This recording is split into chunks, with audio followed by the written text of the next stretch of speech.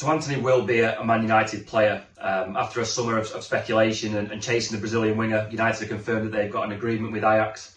We're led to believe that the agreement is worth initially around €95 million with another €5 million on top in add-ons. All in it could end up being €100 million, which would make Antony United's second most expensive player ever, which just tells you exactly how much they've had to pay to get into Old Trafford.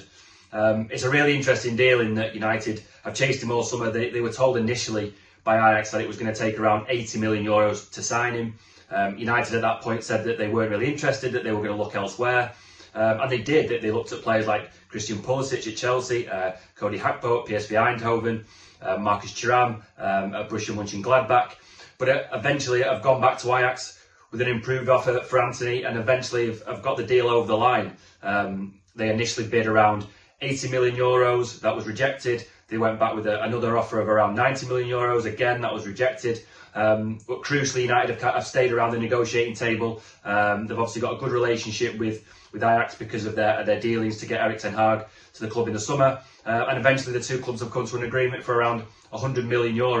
As I say, the size of the fee perhaps will surprise a few people, given that United were put off by Ajax's valuation earlier in the summer. But privately, United are saying that they still think they've got a very, very good deal. He was a player that Erik ten Hag wanted the minute that he arrived at Old Trafford. Obviously, everyone will know about the links between those two, having spent 2 seasons together at Ajax. Ten Hag has already gone back to his former club once this summer to sign Lisandro Martinez. And he values players that know his system, know his personality, and also the type of player that he knows exactly what he's going to get from him.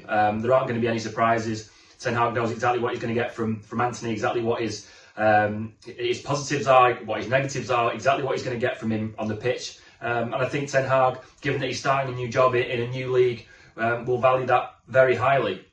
The next issue, once the deal is over the line, is where Antony's going to fit in, and ultimately that is open to debate until we see him in the team for the first time. At Ajax, he's had his best games on the right hand side of a front three, cutting in on his left foot and threatening the goal in that way. He averages around sort of 10-11 goals for Ajax in the last 2 seasons, and the same amount of assists. So very heavily involved in goal contributions, and it will be about where Erik ten Hag sees him fitting into that forward line. The start of the season, he's usually had Marcus Rashford on one side, usually on the left, Jadon Sancho on the right. And those two now are going to have an awful lot of competition. Both of those players have done all right in flashes this season. Both scored against Liverpool, obviously, which was good for their confidence. But also, there have been question marks around their form as well. Most notably around Marcus Rashford's form, and not just this season. That's something that's stretched back sort of almost 12, 18 months, and it may be Rashford who initially is the one to drop out for Antony. We don't expect Antony to play against Leicester on Thursday. That United are still waiting for international clearance with his deal, and there's a UK visa process to go through, which will take time to complete. It's more likely that he makes his debut against Arsenal at Old Trafford on Sunday. Obviously, we'll have to wait to see whether he starts that game. I think probably it's more likely right now that he will start that game on the bench. In a way to force his move from Ajax. He hasn't really been training. He hasn't played for Ajax in their last 2 games.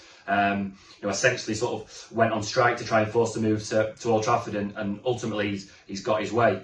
Again, it really will be only until Erik ten Hag picks him in a team that we'll see where he's going to play. On the face of it, when you pay €100 million for a player, you assume that he's going to start most weeks. But Erik ten Hag has been very, very keen to stress to journalists when they've asked questions that he needs a very big squad this season.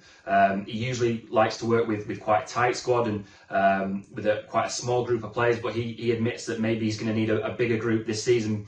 One, to deal with the fixture list. It's going to be an incredible schedule that they've got between now and the World Cup, trying to fit in a lot of Europa League games. But then also with the World Cup as well, he's going to send an awful lot of players over to Qatar to play for their national teams. And they're going to have to come back after that and integrate back in the squad. So he said a number of times that he feels he's probably going to need a larger squad than maybe he's worked with in the past. He's going to need a lot of options to cope with all the demands of the games that Man United have. They've obviously got games in the Premier League, The Europa League is a particularly grueling schedule, having to play Thursdays and then Sundays again in the Premier League. And then you've also got the cup competitions. You've got the FA Cup and the Carabao Cup. And really, with Erik ten Hag being in his first season at Man United, he can't afford to throw away any of those competitions. He knows that really, even though expectations at the moment are quite low at Old Trafford, given what happened last season, that really he needs to win straight away. And that means getting in the top four straight away and getting back into the Champions League, but also making deep runs in the cup competitions. And ideally, he would win a trophy in his first year. It's been 5 years since Man United won a trophy of any kind, and if he can win the FA Cup or even the Carabao Cup in his first season, that would go an awful long way to strengthening his position at Old Trafford. And encouraging the board to back him further in the future. As far as his summer goes, Antony the signing of Antony just shows how much he's been backed already. It's going to take United spending upwards of around sort of £220 million, which is a lot compared to previous summers under the Glazer regime. As of right now, Erik ten Hag has been backed. He's won a lot of battles with the type of player and the player that he's able to bring in. Thank you very much for watching ESPN FC on YouTube. For more highlights, analysis and exclusive content, be sure to subscribe.